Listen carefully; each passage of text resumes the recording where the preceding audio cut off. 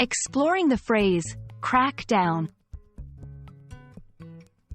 Hey there! Today we'll be delving deep into the phrase, crack down. It's a popular English idiom, and understanding its meaning can help you sound more like a native speaker. Let's get started. First, let's break down the words individually. The word, crack, usually refers to a split or break in something, and the word, down, is often used to indicate direction. However, idioms in English can sometimes have meanings that are different from the literal interpretation of their individual words.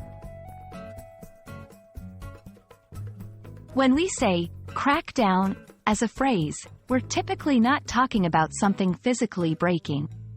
Instead, it refers to taking strict measures against something or someone. It often implies that there's a problem or a violation that needs to be addressed. For example, if a school decides to crack down on cheating, it means they are going to implement stricter rules or penalties to prevent students from cheating. To get a better grasp, let's see the phrase in action. 1. The police decided to crack down on speeding in the neighborhood. 2. The company is cracking down on unauthorized use of its software. 3. Parents might crack down on their kids' screen time if they believe they're watching too much TV. In all these examples, crack down is used to indicate an authoritative stance against an undesired activity. Understanding related idioms can further enhance your grasp on the language. Here are some phrases that are similar in tone to crack down. 1. Tighten the screws, to increase pressure or make something more strict. 2. Put one's foot down, to take a firm stance on something.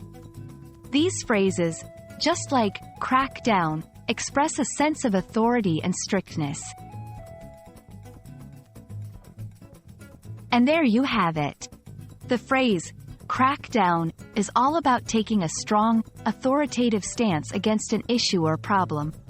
Remember, idioms often carry meanings that aren't clear from just the individual words, but understanding them can make a huge difference in your fluency. Hope this video has been helpful, and happy learning!